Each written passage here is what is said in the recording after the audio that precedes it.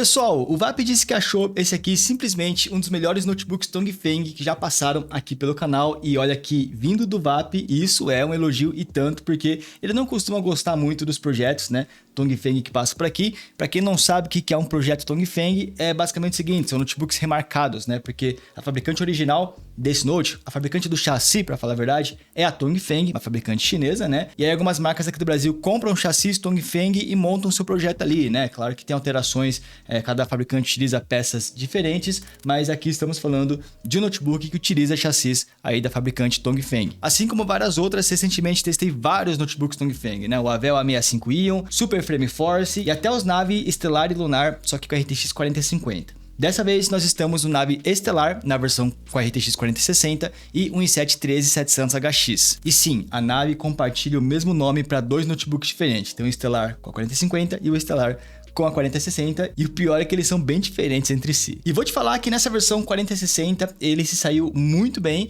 Claro que também tem alguns poréns que a gente vai passar para vocês, mas o resultado é bem otimista. Isso custando cerca de R$ 8.500, que era o que ele custava, né, quando tinha estoque.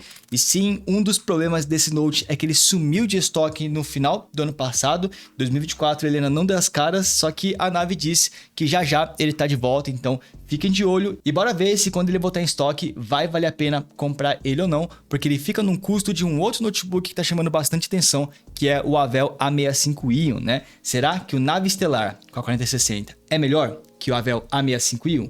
É isso que a gente vai ver aqui agora, então não se esquece, deixa aí o seu gostei para já apoiar aqui o nosso conteúdo, tá? Se inscreve aí no canal se você curte esse universo de notebooks gamers e bora ver se essa nave realmente chega nas estrelas. Entendeu? Nave estelar, nave que chega nas estrelas, enfim, bora pro review.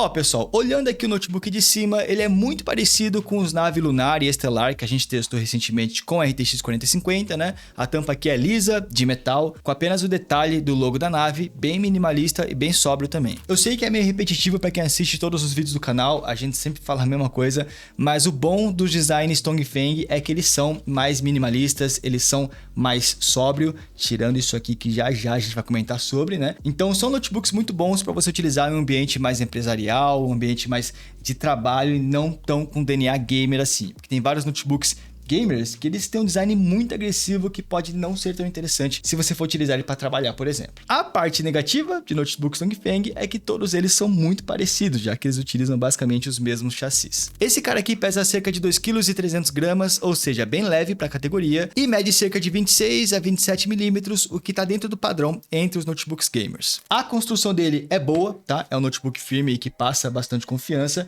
Inclusive, o VAP comentou que ele prefere essa construção aqui do Estelar do que, por exemplo, do Avel Storm Go, que tem um design ali todo chamativo, mas é um notebook mais grosso, grandão e que ele parecia ter partes meio soltas, né? Aqui as coisas parecem mais bem encaixadas, vamos falar assim. Esse cara é mais compacto, menor do que o Storm Go, por exemplo, e entrega basicamente o mesmo hardware. E para minha surpresa, esse Note abre usando uma mão só, coisa chique.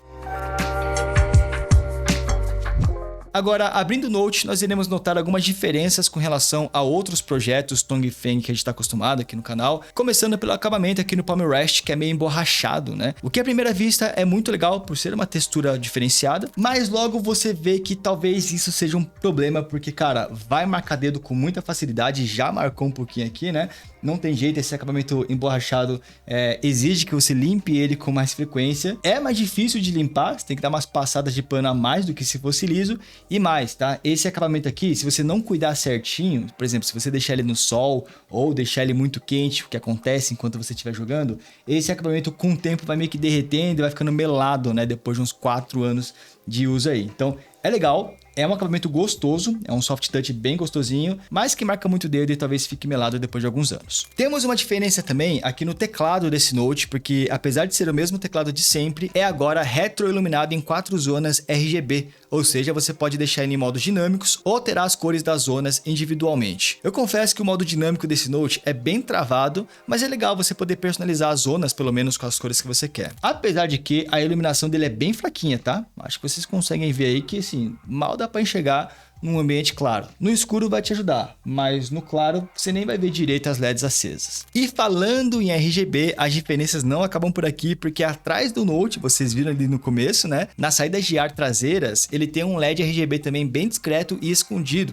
mas que dá um DNA mais gamer ali pro modelo. No escuro também ele ilumina um pouquinho o chão, né? É pouca coisa, mas é um charme para quem curte aí um pouquinho de RGB no setup. Enfim, voltando aqui pro teclado, é aquele padrão que a gente já tá acostumado com notebooks Dongfeng, tá? Com as bordinhas brancas aqui. É um teclado full size ABNT, apesar de ser full size, ele não tem um Enter aqui do numpad e também não tem algumas teclas como ponto de interrogação, a barra e o símbolo do grau. Para fazer o ponto de interrogação aqui é Ctrl Alt W, a barra é Ctrl Alt Q ou o símbolo de grau é Ctrl Alt E. Isso é padrão de todos os teclados Dongfeng e é padrão também, por exemplo, dos teclados da ASUS. A sensação de digitação dele é um pouquinho mais durinha, o que eu gosto, mas isso vai muito de preferência, o VAP mesmo prefere teclados mais molinhos.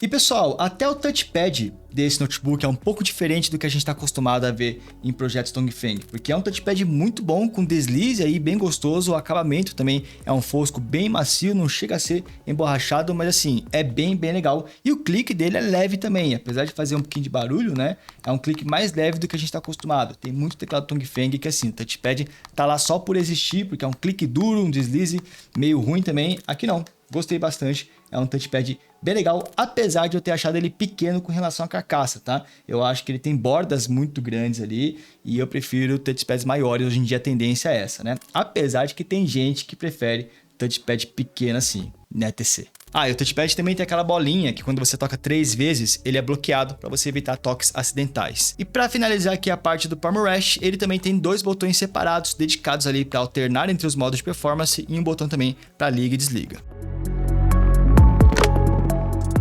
E pessoal, de tela nós estamos aqui muito bem servidos, apesar de não ser a melhor tela da categoria ou entre os concorrentes, né? Mas temos uma tela muito boa. É uma de 16 polegadas, Quad HD de 165 Hz. As cores aqui são ótimas também, cobrem 100% do padrão sRGB e tem 300 nits de brilho, o que é ok. Pra falar a verdade, ele tem 300 nits, mas parece até um pouco mais, tá? Nesse momento tá com um brilho um pouquinho menor aqui, mas se eu botar o brilho no máximo, pode ser que estoure aí no vídeo ou não, porque o wallpaper é um pouco escuro, né? Mas me parece ter um pouquinho mais. Não é a tela mais surpreendente que nós já vimos por aqui, né? O próprio Avel A65 Ion, que é o principal concorrente, tem uma tela melhor, com mais hertz e mais brilho, mas essa tela aqui já é muito boa, tá longe de ser uma tela ruim ou básica, uma tela bem legal. Só que você não vai ter alguns recursos nessa tela que você vê em alguns projetos mais premium, né? Por exemplo, você não tem G-Sync ou Advanced Optimus, e para falar a verdade, eu nunca vi nenhum desses recursos em algum notebook Dongfeng, parando para pensar agora. Enfim, tela muito boa. Agora vamos para as conexões, porque estamos bem servidos aqui também com relação a isso. No lado esquerdo, a gente tem uma porta USB 3.2 comum e 2 entradas P2, sendo uma para fone e outra para microfone, tá? Igual é em PCs saídas separadas. No lado direito, temos mais 2 portas USB 3.2, tá? Comuns, então são 3 no total, e uma entrada para cartão SD, ótimo para nós fotógrafos, né, ou videomakers. E atrás a gente tem uma USB-C, que já é compatível com saída de vídeo, mas infelizmente não suportou carregamento PD aqui nos nossos testes. Tem uma HDMI 2.1, entrada para cabo de rede e também a entrada da fonte. Fonte essa que é aquela padrão dos Dongfeng, tá? A FSP de 230 watts, que sim, deu conta do recado de manter o notebook carregado durante os testes. Um ponto legal aqui é que tanto a USB-C quanto a HDMI, as duas saídas de vídeo, né, estão ligadas diretamente na placa de vídeo dedicada, que no caso é a RTX 4060, né? Então nesse caso você pode utilizar um monitor externo em qualquer uma dessas saídas que você não vai sofrer gargalo da sua placa de vídeo integrada. Agora, tem um recurso desse Note que me ganha demais, que se chama sensor infravermelho. Vocês estão vendo que o notebook está bloqueado, né? Se eu olhar aqui para ele, ó, automaticamente ele desbloqueou o notebook sem eu precisar digitar senha nem nada, porque aqui em cima nós temos um sensorzinho infravermelho que vai fazer reconhecimento facial, tá? E você pode utilizar esse reconhecimento facial para desbloquear tanto o próprio notebook, como também fazer login, autenticação e outros aplicativos utilizando o sistema do Windows Hello. Eu adoro notebooks que trazem esse tipo de tecnologia, que a gente costuma ver mais em notebooks produtividade, né? Mas é legal ver eles em notebooks gamers, facilita muito o dia a dia. É uma frescurinha? É. Mas é uma frescurinha que, depois que você se acostuma, você não vai mais querer largar. Sinceramente falando, eu gostaria que todos os notebooks tivessem ou reconhecimento facial, que é o caso que esse cara aqui tem, né, o sensor infravermelho, ou pelo menos um leitor biométrico para você liberar o notebook com a digital, né? São poucos notebooks que trazem isso e o Navi Stellar já é um deles. Em contrapartida, a webcam dele é bem simples, tá? Resolução HD, 30 fps, qualidade bem mais ou menos, cheio de granulado, né? Mas enfim, é só para você utilizar nas emergências mesmo. E eu tô vendo agora que meu cabelo estava todo bagunçado. E vocês estão me ouvindo através do microfone integrado também do próprio notebook. Continuando aqui com alguns recursos que ele tem, falando sobre os alto-falantes dele, não esperem muita coisa, tá? Do som integrado que ele tem, apesar dele ter esse selo da Anahimic aqui, by SteelSeries, aqui na parte dos adesivos, é um som bem ok, tá? Ok mediano para baixo, tanto na qualidade como também no volume. Já de autonomia de bateria, que eu sei que vocês querem saber desse modelo, até porque o seu principal concorrente, que foi o Avel A65, foi muito mal, ele foi mal também. Ele tem uma bateria de 62 watts-hora, ou seja, melhor que o A65, que tem uma bateria minúscula de 46, se não me engano, mas que durou apenas 3 horas e 20 minutos no nosso teste. Ele foi melhor que o seu principal concorrente, que é o Avel A65 Iron, mas é que o A65, né, quase que não dá para usar fora da tomada, e ficou um pouco na frente do Avel Storm Go. Mas comparado com a maioria, ele fica lá embaixo da tabela. E vale a pena lembrar que se ele durou 3 horas e 20 minutos, né, no nosso teste, ele vai durar menos na prática com você utilizando, porque o nosso teste consiste em deixar um vídeo rodando com metade do brilho da tela, modo de economia de energia, 20% do volume, então é uma situação bem leve, né? A gente testa todos os notebooks da mesma forma. Na prática, com você utilizando navegador, com brilho mais alto de repente, né, exigindo um pouquinho mais de performance, ele vai durar menos. Porque você pode achar que 3 horas é bastante coisa. Sim, mas 3 horas no teste significa que na prática vai dar umas 2 horas no seu uso do dia a dia e uso leve ainda.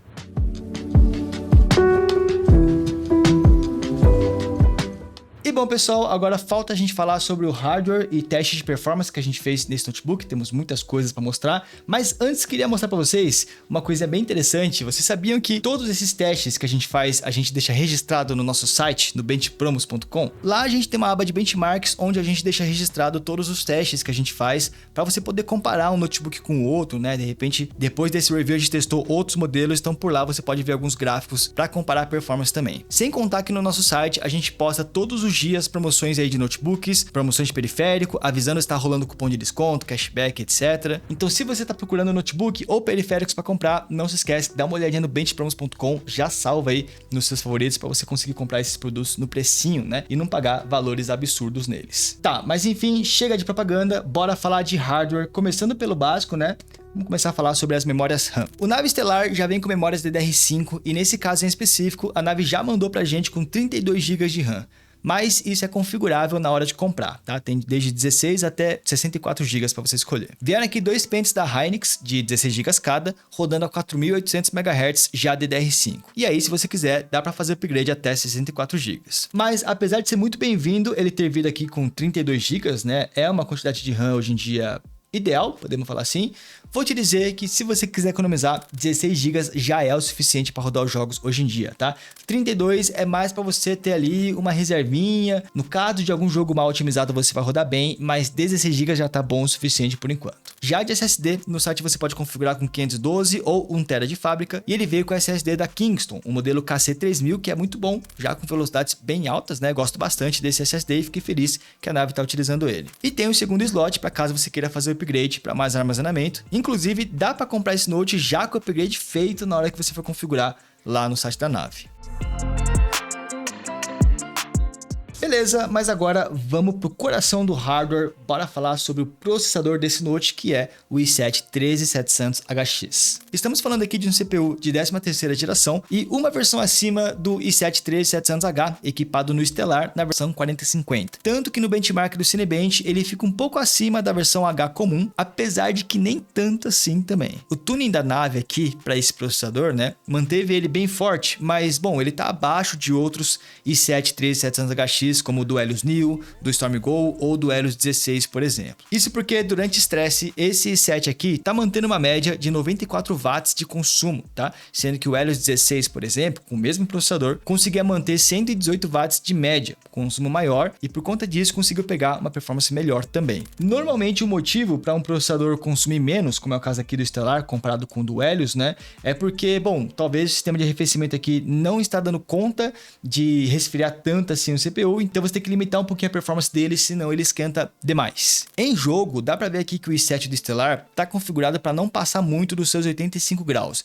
De vez em quando ele escapa ali para 89, 80 e poucos, mas sempre volta para 85. Sendo assim, ele perde performance para conseguir se manter nessa temperatura, tá? Fazendo tanto o clock como também o consumo cair. É um trade-off ok, tá? Porque você sacrifica um pouquinho de performance em clock, em contrapartida, você não precisa ficar se preocupando com temperatura muito alta, batendo 100 graus, como alguns concorrentes por aí, né? Então, ultimamente, algumas marcas têm feito isso para você não ter que se preocupar com temperatura. O ponto negativo é que você vai ficar um pouco atrás quando você botar os testes em benchmarks. Esse set não vai conseguir ser tão bom quanto outro notebook que ou não tem esse limite de temperatura ou tá com um sistema melhor de arrefecimento. No Cinebench Single Core aqui, esse set saiu dentro da média, ok, mas no CPU Profile ele ficou bem para trás contra os Helios, né? Tanto o Helios New como também o Helios 16 comum. Só que os concorrentes principais da mesma faixa de preço, né? Storm Go ou principalmente o Avel A65i, ficaram bem parecidos com esse Stellar aqui, tá? Então podemos dizer que tá dentro do esperado. Inclusive, para quem tava na dúvida, o i9 12900HX do A65i tá bem parecido com esse 3700HX aqui. Tá, de processador estamos bem, eu diria que passamos de ano, não dá para elogiar muito, mas tá dentro do que a gente aceita. Mas e placa de vídeo? Como é que a RTX 4060 tá tunada dentro desse notebook? E bom, pessoal, primeiramente, a boa notícia é que ela não tá capada. Nas especificações da Nvidia, ela chega até 140 watts, tá? Que é o esperado mesmo. E no benchmark do Blender, ela tá exatamente igual às outras RTX 4060, tá? Com uma diferença de apenas 1% entre uma e outra. Mesma coisa aqui no Time Spy ou Port Royal, que são todos benchmarks focados em placa de vídeo, né? A diferença entre os notebooks 4050 aqui são muito pequenas, né? Varia de 1 a 3% no máximo, que é uma diferença irrelevante. Então é engraçado ver que as fabricantes elas sofrem bastante para tunar o processador, né? Essa questão de temperatura, throttling e tudo mais, varia muito a performance do mesmo processador em diferentes marcas, mas de placa de vídeo parece que é mais fácil, todas elas conseguem extrair o máximo de uma 4060, por exemplo, sem muitas dificuldades. E no caso do Stellar aqui, a temperatura da placa de vídeo ficou bem boa, mantendo a média dos seus 80 graus e sem ameaçar chegar perto da limitação de 86 graus, né, que é quando ela começaria a sofrer throttling, ou seja, perder desempenho. Diferente do A65i, que esquentava bastante na placa de vídeo. Aqui ela parece estar bem melhor resfriada. Tá, beleza, mas a gente mostrou um monte de número para vocês aqui, várias tabelas, mas é tudo tabela sintética, são testes, benchmarks, né? Em jogos, o conjunto, esse i7 junto com a 4060, tá mandando bem? E bom, pessoal, antes, é importante avisar que a gente testou o notebook no modo Turbo, porque mesmo nesse modo ele não é muito barulhento, ele pega cerca de 55 decibéis, o que é bem de boa, o padrão gamer. Ele até tem um modo personalizado, onde você pode mexer manualmente ali nos consumos e tal, mas o modo Turbo é ainda mais forte, tá? Do que você simplesmente personalizar tudo pro máximo. O modo Turbo é mais fácil de utilizar e já vem melhor tunado. Outra coisa é que usamos a função do Mux Switch, onde o notebook desativa a placa de vídeo integrada para você evitar gargalo enquanto você tá jogando. Apesar de que desativar a integrada, ou seja, usar o Mux Switch, faz você gastar mais bateria, tá? Então recomendo você não utilizar caso você precise que o notebook dure fora da tomada. Ele já não foi muito bem. Aí você ativa o Mux Switch, não vai durar realmente nada. Só usa o Mux Switch para jogar mesmo e ligado na tomada, obviamente. E começando aqui a mostrar alguns benchmarks, só que agora nos jogos para vocês, vou te falar que esse nave Stellar pegou top 1 em alguns testes que a gente fez. Começando aqui pelo Assassin's Creed Valhalla, em Quad HD, no alto, ele pegou 85 FPS, liderando a categoria das 4060, perdendo só para 3070 Ti e para 4070. Mesma coisa aqui no Red Dead Redemption 2, tá? Em Quad HD no alto, ele empatou com o Storm Go, que estava liderando antes com 82 FPS. Agora os dois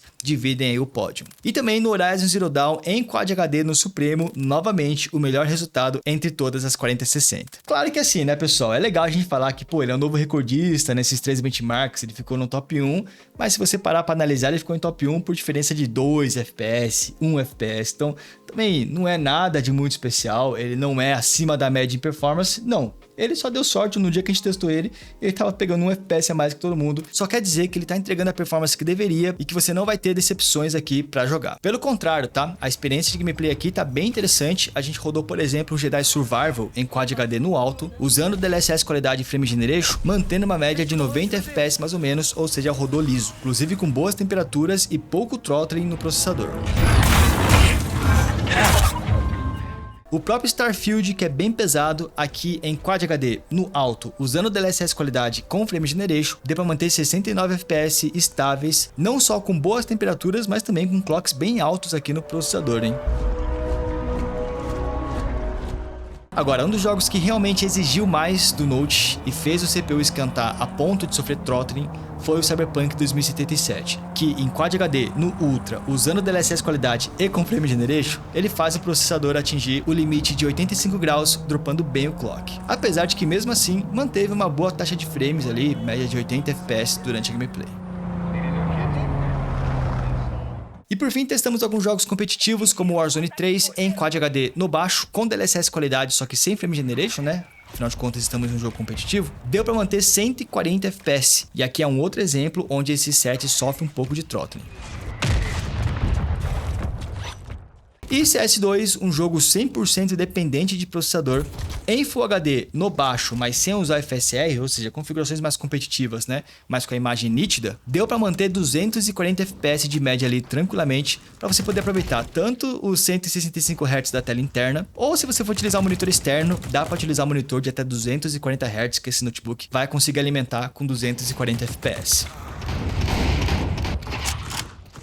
E fiquem tranquilos, como o notebook não é de metal, ele não esquenta muito na carcaça, tá? Ele fica bem confortável na região da mão esquerda, no WSD, esquentando mais só no meio do teclado mesmo, tá? O que é normal, já que o CPU fica logo abaixo da tecla J ali, mais ou menos.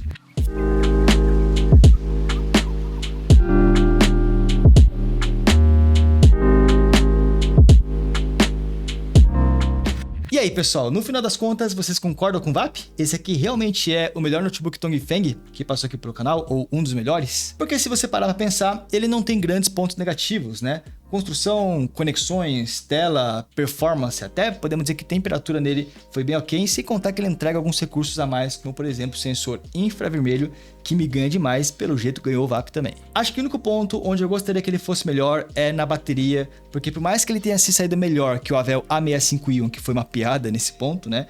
3 horas de autonomia ainda é pouco, tá? Tem alguns modelos até que duram mais. Então não dá para dizer que é um ponto negativo dele, dá para se dizer que há um ponto a melhorar mesmo. Agora, considerando o preço que ele cobra, ou cobrava, né, quando tinha estoque, que é cerca de R$ 8.500, eu acho que vale bastante a pena. Na minha opinião, ele é uma opção melhor do que o Avel A65 Ion, mas ainda tá atrás de opções como o Legion Slim 5i, que tem um conjunto melhor. Ali já temos Advanced Optimus, G-Sync, por exemplo, uma autonomia de bateria, né, um pouquinho mais elevada também, mas custa mais caro. Então eu acho que esse nave tá muito bem encaixado. O A65 é um pouco inferior?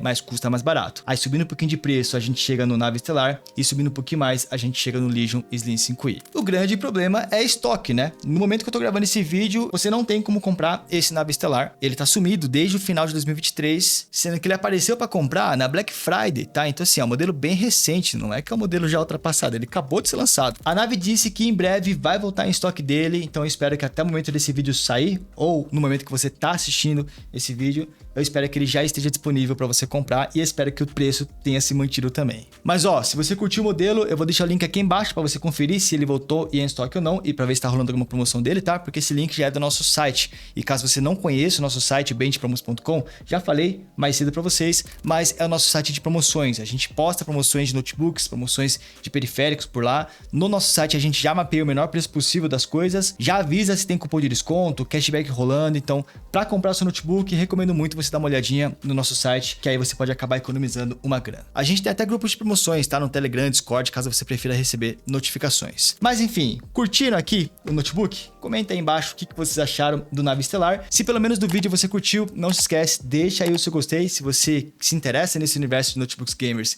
se inscreve também para poder acompanhar os próximos vídeos. E para quem ficou até o final, eu sei, vocês devem estar se perguntando, pô, cadê o Nave Supernova? Porque no vídeo de unboxing eu fiz o unboxing do Nave Estelar com 4060 e também do Supernova, também com uma 4060, mas com i9. O Nave Supernova tava com algum problema ali, tava dando telas azuis, a nave já entrou em contato comigo, já mandei de volta para eles, então o review do Supernova vai ficar um pouquinho mais para frente, fechou? Mais um motivo para você se inscrever e poder acompanhar os próximos vídeos. Mas eu já vou avisando que é bem provável que o Supernova não vai ser muito melhor que o Estelar não, tá? Eu acho que o Estelar vai acabar valendo mais a pena. Enfim, muito obrigado a vocês que ficaram até o final e vejo vocês no próximo vídeo então. Até mais. Valeu!